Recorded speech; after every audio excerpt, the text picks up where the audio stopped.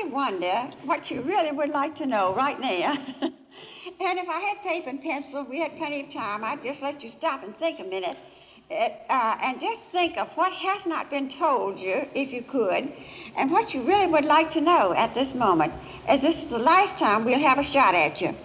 So I'm just thinking that it would be so wonderful to be able just to hit you right in between the eyes tonight as we speak. I want to talk to you tonight on love and prayer, or loving as one prays. I hope you'll get some thought that it is very important that we create the atmosphere, or let the Holy Spirit create the atmosphere in us, in our minds and bodies and spirits before we do pray.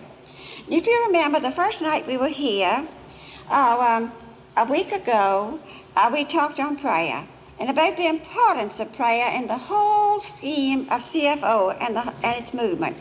It's wonderful work. And I have found that as we enter into the prayer life, we will begin to realize that preparation for prayer, that is getting in tune with the will of God, in tune with the Spirit of God, in tune with love, is the most important thing in the world, because I feel, and I know from all the years I've been working with prayer groups, that the prayer group that gets together in a sense of spiritual oneness before they begin to pray or begin to think or begin to study is really the group that releases the power. Love sees the universe not only penetrated with spiritual significance, but held in the loving Father's embrace. I think it's so easy for us to believe that our God is in everything, to believe that God is everywhere, and really perhaps that God is guiding everything. But sometimes it's very difficult to feel that He is in control. And I know when you look at the whole world as we're looking at it now, and even when I go back and think of Virginia in its worst flood it's ever had in the last 4 days, it's you do have a little question. And you can't see sometimes how God is underneath with His everlasting arms. I do think it's important for prayer groups and individuals too to get hold of this common faith that everything is in God's hands. He did not create His world and leave it. He did not permit you to come into being and leave you. That is not love. And really, there is no love when a parent goes off and leaves a little child, either parent, not caring what becomes of the child. And when that thing happens in our community, we are literally disturbed and upset. Why should we not be more disturbed if some people believe that God is not in control of His universe? And God is not in control of you right now and of me. Now, as Jack said so powerfully this morning, that does not mean that I am under His direction at all times. That means He's given me a good mind, a perfectly good mind. We don't use but a portion of it. He's given me good lungs to breathe in, and once when we were in the big TB hospital in Pennsylvania, we had a very noted surgeon or TB specialist from France, Paris, come over and lecture. And as he concluded his lecture, he just simply said, people, you are in the TB hospital because you do not use your lungs. You only use about 1/3 of your breathing capacity. Then he turned to those of us who were visitors and said, if you do not begin to use all of your lungs, you'll be here. So you see, we have not learned how to use the marvelous gifts that our Father's given us anywhere near the capacity of their use and development. And it's a very interesting experiment in your meditation to ask God, or to decide with God, which one of your talents you would like to develop next. Something funny. I'm checked right now because something funny comes to me. Now, that's the way it does, you see. One time, Brother Rufus was in our home, and we were talking about being unable to use different talents, or being able to use different parts of your body. And, of course, you can be paralyzed in your talents, as you can be paralyzed in a limb. You can be paralyzed in your thinking, just as you can be paralyzed, your hand may be paralyzed in a muscle. But anyway, we were talking about this business of paralysis of every talent and every capacity. And all of a sudden he looked at Lee and me and he said, there's one thing the human being has that I really have never heard of anybody having paralysis in this particular organ. So of course we waited to see what it was. And of course it was the tongue. Because it's exceedingly rare to find anybody's tongue paralyzed. We use it so much. We keep it in good order. But now coming back to this business of love, I want to give you this for a foundation for discussing that. When we try to love on a higher level, we are given keen spiritual and psychological insight and an amazing ability for constructive action. I've been sending this out to prayer groups too, just this one statement, that when you do arrive at a high point of love, understanding, concern, appreciation, then your mind is open for the most amazing spiritual insights as a group, as individuals. And the reason that we have not learned any more of the mysteries of God is because we do not arrive at this first point, the point of prayer in the atmosphere or in the environment of love. And I do believe as we have to create an environment, a new environment for our spacemen to get ready to live in space or to stay there a little while or to travel in space. So we have today to begin to help prayer groups to create a new environment. A few years ago when we were traveling for the Foundation Farthest Out, I tried to leave the idea that here was a great challenge here to create a new atmosphere of prayer, for prayer, that we really would be able to come into a sense of love on a high level.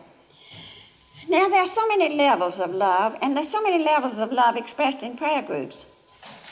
And I thought I needed to share this with you a bit tonight because we're going back to our prayer groups. And if we haven't had one, I do pray that you'll go back and find some one person. Because as I've said so often, if you have one other person to pray with you, there's really five: the Father, Son, Holy Ghost, you and your friend. So you actually have got five people right there. So no church, no group, no community need ever think that they haven't got enough people to have a prayer group, and a pretty good one. Because, of course, if three of them are God in his three forms, you've got a very powerful prayer group. Another thing is this. This love, if we can develop this atmosphere of love in prayer group, never doubts that God's going to answer prayer. This group never doubts that God would fulfill its mission. There is no such thing as wondering if God's going to do anything about what you pray about. It's a marvelous atmosphere in which to be in, because you're right there where God really can do something. A person living within the direction of the living Holy Spirit of Christ lives a victorious life. A prayer group lives a victorious life. I feel that so often we go to a prayer group and we go to get something. One of these days we're just going to a prayer group to take something. And so often in the group at home, I always say to them, now this Friday, when you come next Friday, bring something to offer God as a gift. Be sure you have a talent that you're going to offer him. Be sure you're going to have a prayer that you're going to offer him. Be sure that you have gotten something this week that you can bring to the prayer group. And it would be a wonderful thing if you would bring a sense of power, that you know before you left home that God had given you the power to do something, and then when a need came in the group, you'd be ready to do it. In order to be that sort of a person, I think that, and to have an assurance of victory in the prayer group, in your own heart, you have to be these four things. Be teachable, always teachable. Never go to a prayer group that you don't go to be taught. Live in the now. It's now that the prayer group has to function in, not next week. Expect your answer now, not 2 months from now, because God is so eager to work now. Expect a greater knowledge of God. If the prayer group does anything worthwhile, it ought to teach its members more of God. Expect a better understanding of man, of each other, and this we ought to accomplish in a prayer group. Hungry souls can, in such small groups, devoted to the search for truth and to loving with dynamic energy, with such dynamic energy that the society itself is transformed, will find a haven of it for its need. The living Christ activates our basic unity in our prayer group. The living Christ activates our basic unity in our prayer group, and our frustration is gone. There would be no such feeling of frustration in prayer groups if you gave God a chance to activate your basic unity in the prayer group. You want to be one. But the power of God does not have a chance to make you one unless you are on this high level of loving. I feel that our environment all about us is just simply filled with strange, unhappy people.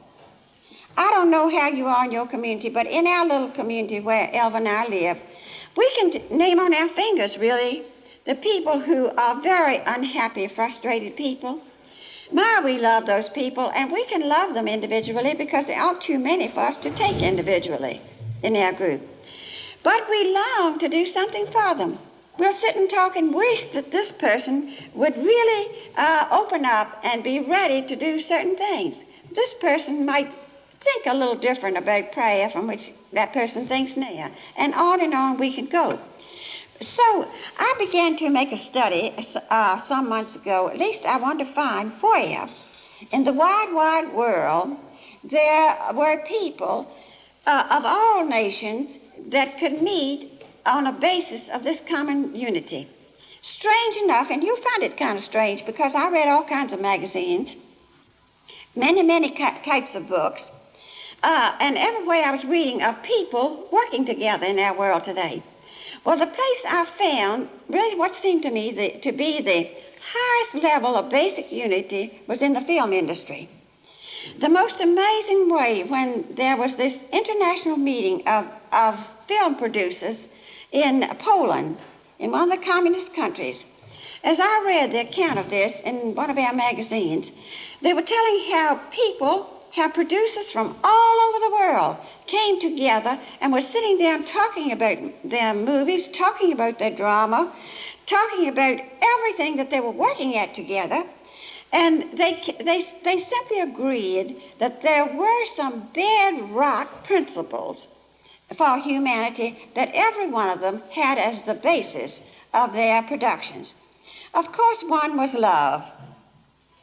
And the interesting thing to me was how they were discussing the type of love that they wanted to portray on the screen. Now, of course, you're thinking as I am now, I'm sure as I talk, about all these very strange kinds of pictures and dramas we're having today, nude pictures and such. But this is a recent article, and it was a recent international meeting, and the idea was projected that is on the way out. That this sort of a production has reached its peak, and actually our producers are thinking about bringing back the whole adventure in love into on a new level. One of the loveliest illustrations was of a picture made in Russia, and it was called Silent Love. It has not come to America yet. None of us have seen it because we haven't been permitted to have it. But it was shown down the screen to this group of people, and the reporter writing it gave this story. I thought it was magnificent. It was the story of a young couple, and when the picture opens, they're seated at the table in a very lovely hotel. The environment is perfectly beautiful. And here's this lovely young girl seated at the table and her lover with her. Well, in the beginning, they're just sitting there quietly and the music is going on. But all of a sudden, you'll notice that he speaks to her through his hands. And then after a while, he picks up a pencil and he writes. And they communicate both ways like this in writing. And so you will know by the picture that she is both deaf and dumb. Then they go on and they order their dinner and they eat. And, they're happy faces, as the author writes this, very happy faces. Pretty soon, another handsome young man approaches from another table. And he bows to this girl. And she picks up her pencil and writes to her friend on this side, a friend of my childhood. And this boy, who is her boyfriend, hears her friend of old say, "Won't you have this dance with me?" And so the girl looks at her friend, who knows she's deaf and dumb. Her old friend doesn't know it because it's happened since they were children together. And so her friend, who loves her now, just gives her a little nudge. And she goes on, stands up, and soon is in the arms of, they are not talking because the music is beautiful, and soon she's in the arms of her childhood friend. And after a few little stumbling steps, she begins to dance because her whole body is sensitive to rhythm. She gets the rhythm of the music through her nerves, and she dances beautifully. And then it goes on in the picture, and after a while, her friend brings her back to the table and thanks her. They have not spoken, and sometimes I don't know whether you folks, when you danced, way back yonder when I used to do a waltz, I didn't want to talk anyhow, because it was just so beautiful. You just felt it. You didn't want to talk. So they had not talked in the midst of their dancing. And I find that this is true of young people today when I watch them. So she sat down, and then she took a piece of paper and wrote on it, "Why did you nudge me?" to her friend, her lover here. "Why did you nudge me?" And he wrote underneath of it, "Love always pushes just a little." Silent Love was the name of that. And I thought that was such a tremendous thing, because I felt like in true high love, we always push the one who we love into something more beautiful, more lovely, more progressive spiritually, because we love them. And it's done in such a silent way that in this high level of loving, most of our transaction is done in the area of silence. Let me go on with this just a minute. Now, because we have in our environment lower levels in prayer groups too, and the reason prayer groups die is because they never learn to love. This is so true in the spiritual life groups, just spiritual life growth groups now in our Methodist church. I know these very well. And we don't know that man is still eating forbidden fruit. We eat from the wrong tree. We do not eat from the tree of love as we should. Our risen Lord is still asking, "Children, what meat are you giving to each other? Have you any meat to give? Meat for accomplishment, for joy, for death, for life." God is manifesting himself in all of life with the right meat. We are awakening to the fact that anything attempted without God is useless. Now, what is the world's need for a prayer group? And I want you to hold that just a minute while I inject something else, because I want to do it just for fun.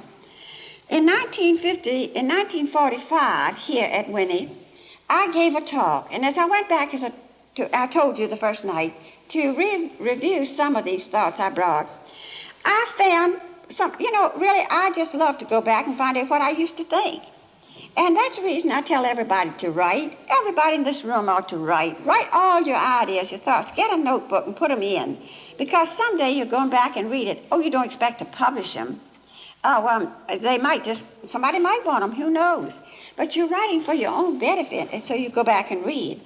Well, this particular night, I had a vision. Now, this was 1945. I had a vision, or dream, or whatever you choose to call it. And in this dream, I was in the living room, and there was a crowd of people in the living room. And as I looked over on this side of the living room, there was quite a large box. The fact is, it looked to me like a coffin. And so I looked at it. I went over to look at it. It was the funniest looking thing I ever saw, because the lady's head and hands and feet were jammed down inside of this box. And I turned to somebody, and I said to somebody, "Why is she like that?" And the answer was, "There just isn't a box big enough to hold her." Well, I thought that was funny. I thought that was very funny in my dream. And then when I came out, they were all talking about moving the box out and moving the lady out, and I seemed to be in a railroad station. And the railroad station, there was a train and many, many coaches. It looks like I'm on trains this summer somehow or other. I haven't had little toodles, But here we are on another train. But of course, this was thought of too before we got here. So when I went up to the train, I saw a very strange thing. that the box was being put on the train, but somehow or other, both the head was being lifted out, the hands were coming out, the feet were coming out, and the person was myself stepping on that train. I started to step on the train, and then I stepped back and looked at the train. And as I looked, I saw such things as this. On each coach, something was written. And the first coach was, "Life is so great, nothing can ever eternally bind it." And of course, that was related to the box, because life had to come out of the box. The lady was not dead. She was trapped in a pattern that was not giving her the free flow of life. So I saw on this first train that life simply cannot be bound. Nothing can ever bind it permanently. Things can do it for a short while, but not permanently. And then I began to think, as I was writing down this, about what my mother used to tell me way back yonder, when, I don't know whether you folks ever had the experience of going on church picnics. And all of us in Richmond, we'd all have this great big long train with many, many coaches, and it would reach the station in Richmond at a certain time. We'd all have our picnic baskets, go down, get on the train, and go to Buckrow Beach for a picnic. Well, always, every year, the night before we were to go on picnic, my mother used to gather we three girls, there were three of us, I have two sisters, and sit down and tell us how one goes from one coach to the other. And of course, how many of you all have tried to walk a train? Will you raise your hands? Well, I didn't know you were that old. I did. But anyhow, she used to always say, the thing you do is get one foot so solid on the coach where you are, and then you must get your eyes fastened so strongly on this place where you're going to step on the coach ahead, that when you finally take your leap, you land safely. So anyhow, and isn't that the way you do it? Else you might get caught in the little connection in between and either stumble and fall or really have a bad accident. If the little curtain right here is not too tight, you can even fall off the train. But I always remembered what my mother said about really putting your feet down flat where you are, solid where you are, see where you're going, and then make a quick leap. So I got on the train. In my dream, I just got on the train. Now, the first coach I told you about, the second coach had on the side of it, written up front here, in front of it, if your life is bound for a while, it is by your own consent. And as you know, when I got this years ago, I was pretty limited and bound in this business of life. I was pretty handicapped by a body that was not too strong, by a mind that was somewhat confused, and a spirit that was hungry to grow. So this was a strange thing to see on my coach, that if you are bound, it's by your own consent. I couldn't imagine that it was by my consent that I was in the state I was in at that particular time, because I didn't know very much about, the whole field of psychosomatic medicine. But of course, I know more about it now. Now let's just run on. I don't want to keep you too long tonight. The third was the call to new life is a direct call from God, and He's closer than your hands and feet. If you feel an impulse inside to be out and doing, that is God. That's what I'm trying to say tonight. If your impulse is any degree creative, if it can help anybody or do anything that would even help yourself, God is speaking to you. Number 4, whenever you are open to God's fresh resources of life, God answers immediately. He does not wait. Number 5, out of the old life which you have had, the new life will be born. So often we feel like we've got to give up everything that has been in order to have something that will be. This is not true. Sometimes I feel we should look at ourselves and just kind of take stock and find out how many wonderful things we can do, what wonderful people we are. We really take very great stock of our weaknesses. We could just list our weaknesses as we sat here and do them very quickly. It's a funny thing how we see ourselves so weak. Well, we should see our strong points, and we should list those. When I was out in Phoenix, Arizona, where our dear Charles is gone tonight, you get out at the airport, and here is the great Phoenix bird. How many of you have seen that? I'll have you know. Well, it's a great bird, and you know the story of that bird is that it can be killed. It can be burnt, the Indian story, and out of the ashes will arise a new bird, a new life. I like that because I feel that as we see what is good in our past life, and much is good, or else we wouldn't be here, and we really take that and put it together as the foundation of a new pattern, we become a new person. 6, we invest that life, the life that I have, we invest it in God's will and purpose. Just what I can do today. If I can cook rolls, or if I can make a lemon pie, or if I can write a letter, all the little things that we can do. Do that. That's your investment in the kingdom of God. And it isn't so hard. I don't want to stand up here and make anybody think that this great journey onward is a very hard journey. It's a paradox. It requires discipline, yes, if that's hard, but it's really a very glorious journey because I must do the littlest thing that comes to me first. And that may not bring you such joy unless you know that you're doing it for God's sake.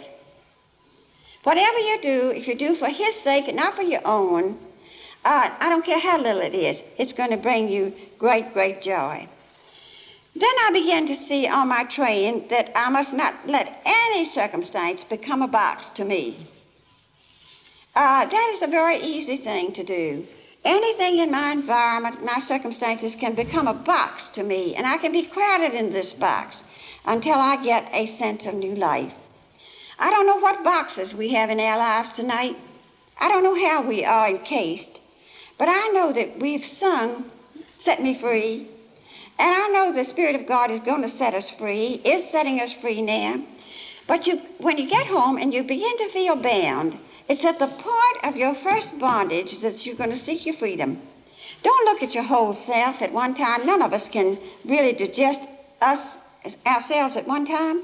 Look at just one little part of you where you feel most bound. Look at it and let the Holy Spirit set you free.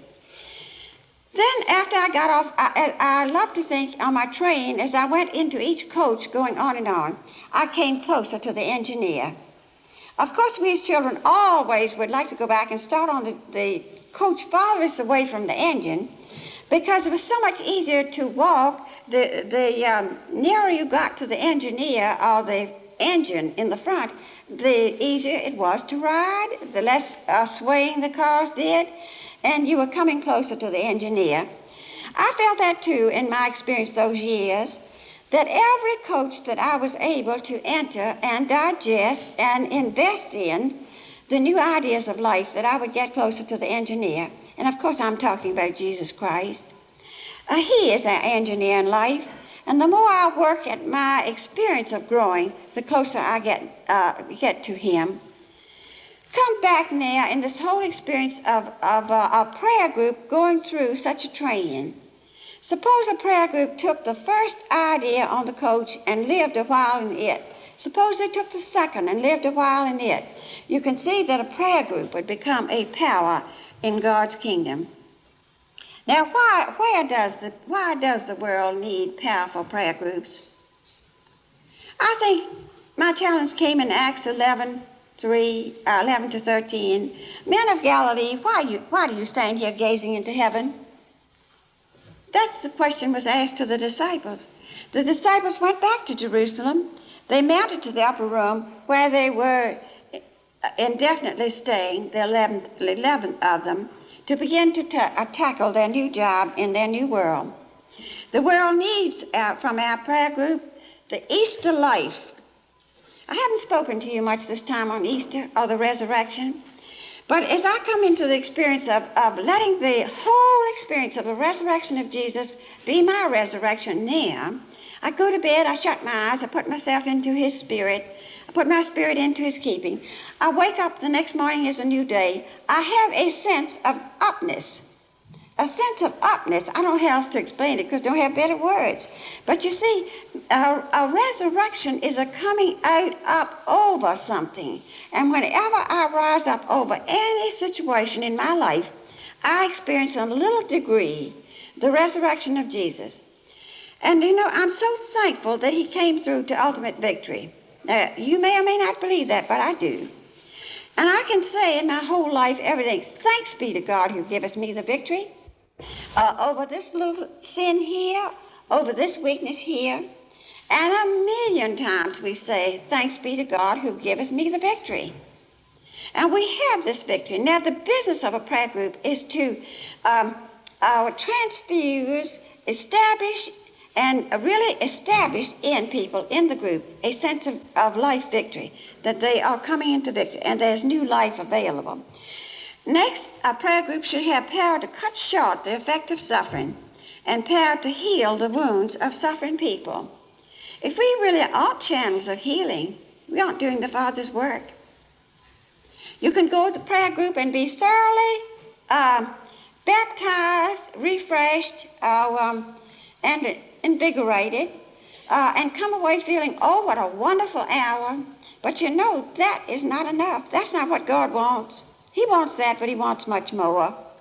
He wants groups of people, churches, I say prayer groups, but churches, all kinds of people who get together in the name of Christ. There ought to be groups of people that open up the channel for healing. And our world definitely needs Christian people to cut short the suffering of our world today. We can do it. But we've got to do it in my community, your community, in my little prayer group, your prayer group, in my church, your church. And we have to look at this because we are failing there. Next, the prayer group needs a quality of life that lives out forgiveness. We need in our prayer groups to be able to live the quality of life that lives out forgiveness and restores the intimacy of the family of humanity, letting forgiving love flow from race to race, man to man, brother to brother. If tonight we really could forgive our presidents, first, people that have caused the war in Vietnam, bringing it home, other things that are happening in our country, really, folks, I had to say this because I feel it.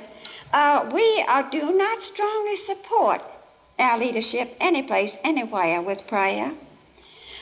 We can so easily pick up the newspaper and criticize Mr. Nixon. I'm not going to tell you who I voted for. But anyhow, he is our president. Or anybody else. We can criticize everybody in the whole world for what they're doing in the paper. Did you catch it? Well, now listen. Don't you tell my husband, he'll know it. I'll say, are you here, Lee? Maybe he's not here. That would be a family secret. I just let it out.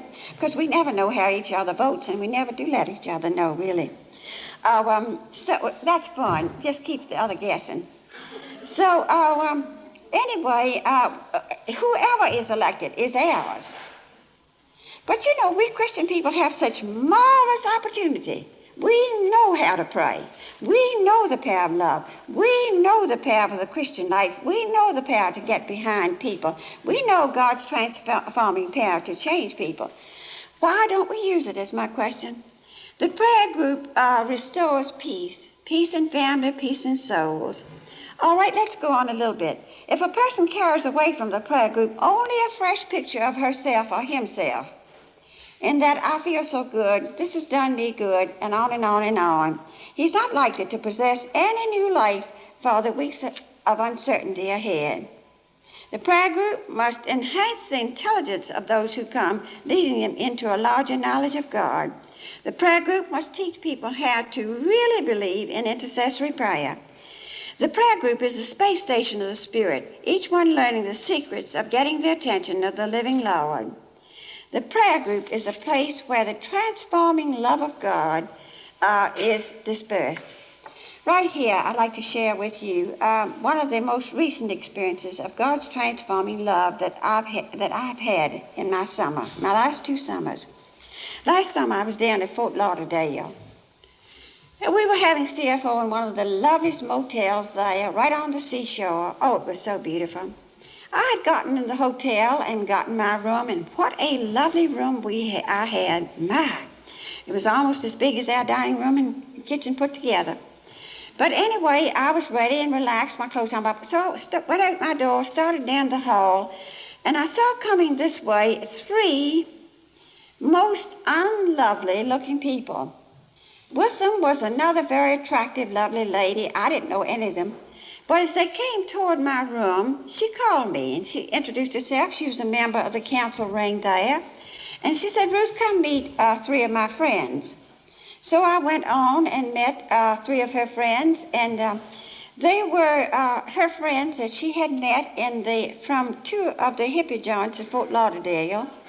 And they were dressed like that, and 2 of them not really clean. Their clothes were very soiled. So I met them, and she went on in and took them into a room just as lovely as my room, and then she left them. Well, that night we had our service, and Tom Caruth was with me. Tom spoke that evening. Then I went on up to my room, got ready to go to bed. Well, I guess about 1 o'clock, they knock on my door, and this girl, lovely lady I met in the hall, came and said, "Oh, Ruth, could you please help us? Please help us. Please come." She said, "Vera is so ill. May I bring her in here? Or may I bring her in here?" I said, "Well, she can walk. Bring her in my room because there are other people in her room." So she came, and this precious girl was suffering agony. Her arm was swollen about twice the size or more, and as black as a black shoe because of the many, many shots, different kinds of dope that she had put in her arm through the years, or since she started this life. And she was just in deep agony. Well, I knew this was no time to talk about Jesus even, except I said to her, "Vera, I can help you if you will believe me that I love Jesus and he will work through me and he will give you some relief. Let me put my hand on your arm. And first of all, let me tell you that I love you," because I did. At that moment, I had what I'm talking about now, a sense of deep love for another human being. So she sat there. I put my hands around her arm and had a prayer. I noticed that her arm was not quite as hard. I noticed that she had stopped weeping a little. When she stopped weeping and sat there quietly, I said, "May I talk to you just a few minutes before you go back to your room?" And she said yes. And then I went and got her a cold wash rag to wipe her face because she'd been crying. And then I talked to her. I just told her about the love of God. I wasn't talking to, and I said, "Vera, I'm not talking to you at all about how much you love God. I don't know whether you love him or not. But he loves you very much, and he loves you so much tonight that it makes his heart sad to see you in the condition you're in." Well, she was feeling better. And so finally she got up and went on back to her room. And next morning, I didn't hear anything until next morning after breakfast when I was ready to go down for my first talk. When Jane came again, Jane was a member of the council ring, and she said, "Ruth, we are really having hell in the next room. Would you please come in?" So I said, "Certainly." And I laid down my little black book and went on in the next room. And Vera really was just really raising hell. I don't know what else you'd call it. I never saw anything like it before in my life. But her words were some I'd never heard before. And so I came in and she said to me, "What in there have you come in here for me for this morning?" And I said, "Well, Vera, I'm just the same as last night. I've come to help you because God loves you. And I love you too. Now, will you sit down and just be still a little and let us see what we can do for you?" She says, "No, I'm not going to sit down." She said, "You just go to hell." I said, "Well, I wouldn't have to go far. Because to be with you right now is simply to be in hell." And I get surprised at me sometimes. Don't you get surprised at you? So anyhow, she sat down. This was so sudden that she sat down and she said, "Well, what do you want?" I said, "I want you to go in the bathroom." She hadn't gotten her to bed. I said, "I want you to go in the bathroom, wash your face and hands, dress, and go downstairs and go to the first meeting." She says, "Hell, I can't." I said, "Hell, you can. Come on now, let's go."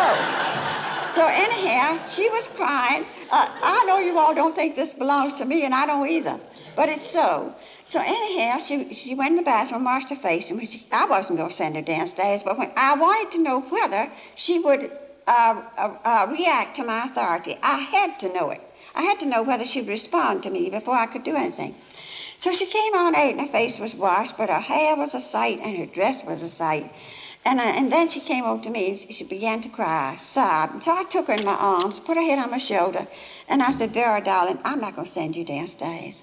I said, you wash yourself, go in the bathroom there and take a bath the best you can, and I'm going to get something clean. You put it on, get back in bed and rest, and I want to have a little prayer and talk with you.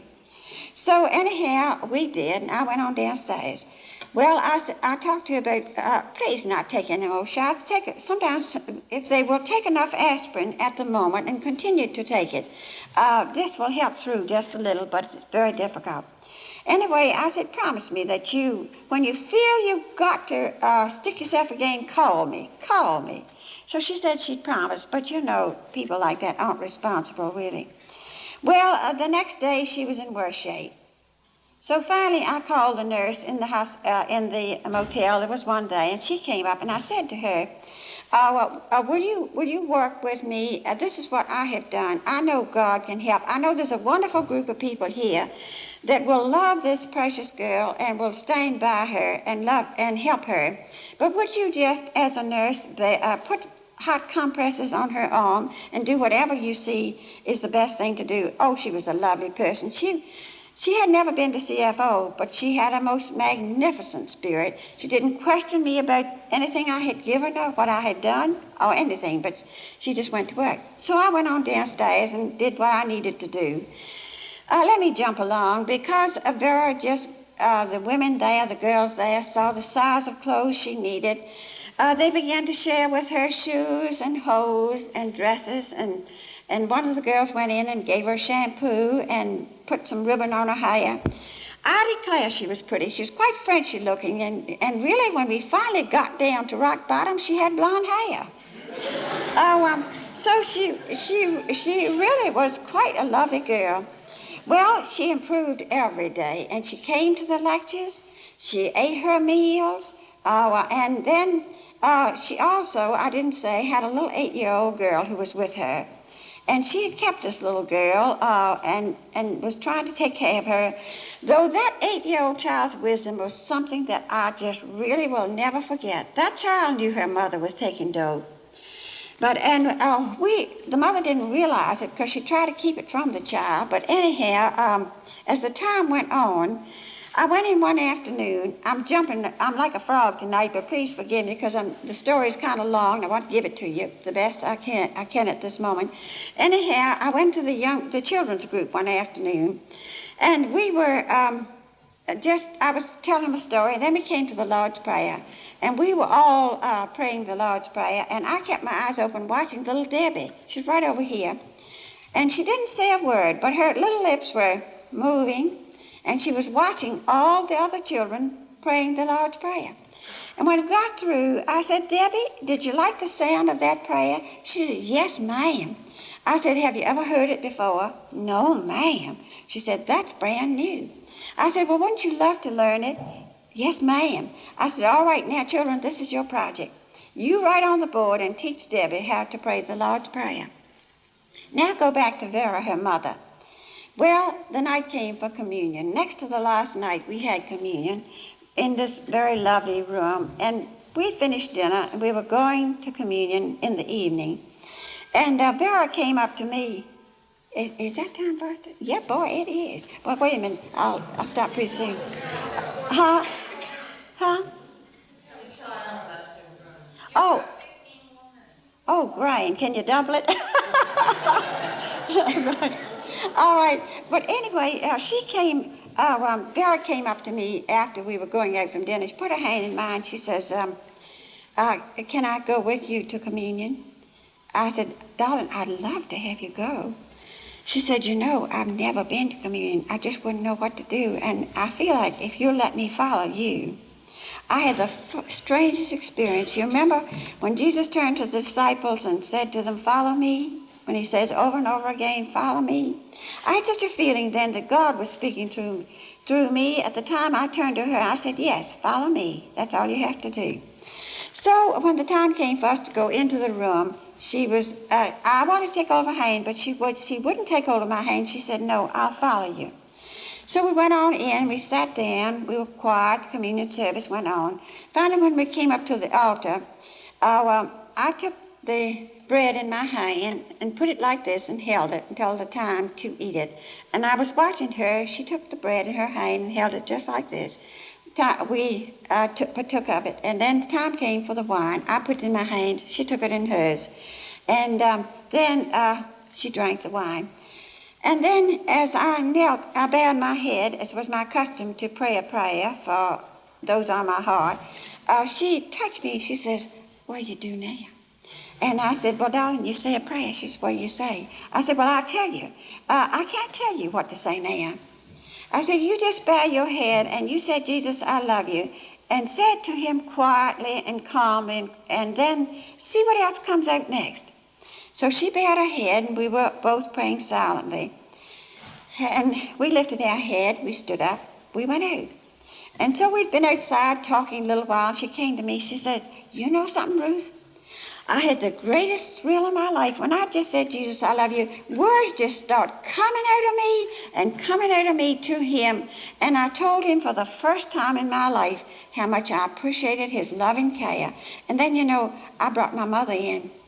She said, when I go home and I go to my home and my mother sees me like this, a clean, lovely girl, with taking nothing to keep me steady, nothing to make me feel good, my mother's going to be the happiest person in the world because she has suffered agony for years."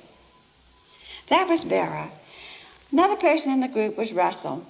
And I hope you'll sit still while I tell you this, because I'm telling you this because you will pray as you've never prayed before, I'm quite sure, for all these young people as they go through our country. Another knock on my door, and this was the second night I was there. And it was the third night, and I opened the door. It was 11 o'clock. I was in bed, but I opened the door. I slipped on my robe and slippers, and here was a young man that I saw coming down the aisle that first day, down the hall. And he said, "Ruth, may I come in?" Well, I thought it would be, we had a lovely little sitting room on the second floor. The hotel proprietor let the CFO have the whole second floor of the hotel. It was lots of fun. So anyhow, I said, I'll come on out now, and we can sit right out here in the little guest room, and you can talk to me. And he said, "No, I have to come in." Well, I said, "All right, come on in." And I left the door open and out into the hall, and he said, "You can't leave this door open. This door's got to be shut." Well, I said, "All right, let's shut the door." You see, I had no anxiety at all. I knew that God was doing something. If you can know that God is in the process of doing something as things happen in your midst, your eyes will be open, your ears will be open so that you'll hear what's going on. So he came on in, sat down in the chair. I sat on the bed, and he looked at me and he said, "I've got a present for you." And he had a box in his hand about this big, this wide, this thick, and he handed it to me. It was quite heavy. Well, I thought he was going to counsel. He wanted me to counsel with him, so I set the box over here. And he said, "Open it." Well, I said, "Russell, I'll open it later." He said, "No, open it now." So I started to open it, and I thought, what in the world can be that heavy? So when I opened it up, here was a pistol about this size that he had. It was a brand new one, and the box was brand new. He had tucked in his box, and he said, "I want to give this to you." He said, "I don't know anybody in the world that I could give this to but you, because I know you won't do anything with it to hurt somebody else." So I said, "All right, tell me about it." So he went on to tell me the fact that his life, I suppose Russell was in his, early 30s, really, maybe. He said, "All my life, everything I've ever had, I've gotten at the point of a pistol. That's been my life. Now," he said, "I don't want to do that anymore tonight." And he said, "Of course, I'll tell you why I bought this little one. And you'll see it's brand new, not been used." And then I said, "Isn't it wonderful it isn't loaded?" He said, "Oh, but it is." And he said, "It's fully loaded." And then, of course, I don't know a thing about them, so I just said, "Well, all right." And tell me about it. So he told me that he was so low when he met this precious girl at one of the centers in Fort Lauderdale. He was so low that when she invited him, because she had faith in him, to come to CFO to find a new way of life, the thought he had was, what a lovely place to end one's life. He said, I had in mind anyhow that I didn't want to live any longer. And I felt that to go out on the beach, he said I was going to stay there a couple of days and see what was what, but I couldn't conceive of having any better life than I had. So the next night I was going out on the beach to find a spot, and there I would end my physical life. But he said, tonight when I got out on the beach, I walked up and down and up and down. I sat down on the beach. I even laid down on the beach. I opened the sparks. I took my gun out. And he said, I just couldn't do it. Something that had been said, some little thought from Tom and you, made me catch a glimpse of the fact that there was a new life. Somewhere there was a new life. And he said, God spoke to me at that moment. And you know what he said to me, Ruth? He said, go give your gun to Ruth. And he said, here I am. That's all I know. Here's my gun. And, of course, by this time, I was pretty well upset inside. I was pretty calm outside, but upset, I guess I was inside. But anyhow, I said, Russell, now listen. Tonight you've done the greatest thing I know, because you have decided by your own free will to begin a new life. And we're going to help you. We're going to help you in the days to come. You have 4 more days yet, CFO.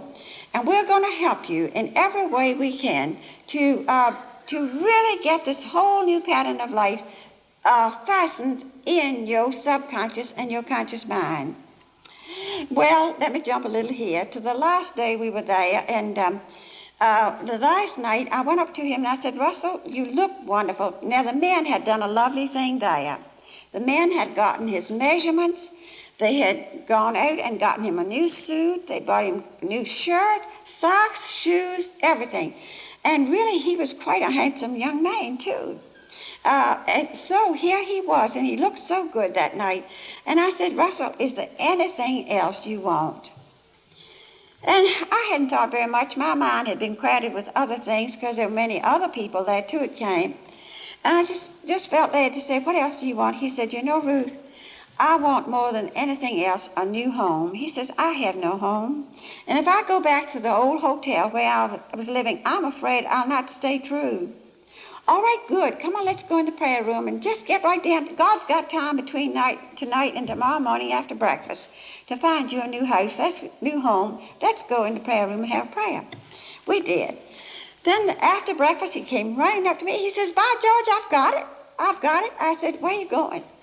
And a man had come in that evening from Georgia who, to the hotel, he was not a CFO. He'd come in and somebody had told him that we were having, fact is, he told us he heard the singing. See, we had room in the hotel where we held our CFO. He heard the singing. He came on in. And some of the members, the men in CFO, found that he was a farmer, had a big truck farm in Georgia, and he was down in Florida looking for men to go back with him to his farm to help him take care of his crops. And so when he heard of Russell, he went and had a conversation with him. He asked him questions. He tested him to see whether or not he was a person he could use. And he said that he found he was a very intelligent man, that he was capable of doing everything that he needed to have done, and so he employed him immediately. Not only that, but he was going to take him back in his car to Georgia the next day. One little cute thing about Russell coming home, I'll have to tell this, though, and Lee doesn't mind, because when I came home and I was telling Lee about these experiences, and, he had kind of women, now this is just you. You know how our husbands have a little question mark when we tell a story? You know how that is? Just like this, Of course, you don't see it, but it's there. But anyhow, finally he turned to me. He says, where's the gun? Well, I didn't know what to do with the gun, so I kept it in my drawer, and I put it in my suitcase, and I brought it home on the plane. Lee had it in his hand when he had the suitcase carried along. He was carrying the gun. Finally, I took it home that night after unpacking my suitcase, put it in my dresser drawer, and there it was. So anyhow, Lee said, where's the gun? We were at breakfast. So I went and I said, I'll go get it. Well, I thought he'd faint. Well, anyhow, I got it and brought it back out and handed it to him. Well, he didn't know any more than I know. So here was a loaded gun. We didn't know how to unload it. We didn't know whether to go down and throw it in the river. I didn't want the gun. I wanted the gun, but didn't want the bullets. But anyhow, here we were. But this is a cute part of the story. Well, let me come back to the truth of this whole thing. You know, there are such marvelous opportunities for us to pray for groups of people, these precious young people everywhere. And you know what Russell said to me when he shook hands with me? He says, tell your very dear friends that there's so many different kinds of hippies. There are just as many different groups and kinds of hippies as there are denominations. And he said to use the word to imply to all young people is so wrong. So just ask them to be very loving as they describe us, as they think of us, and as they think of us as young people out on a very great adventure to find God.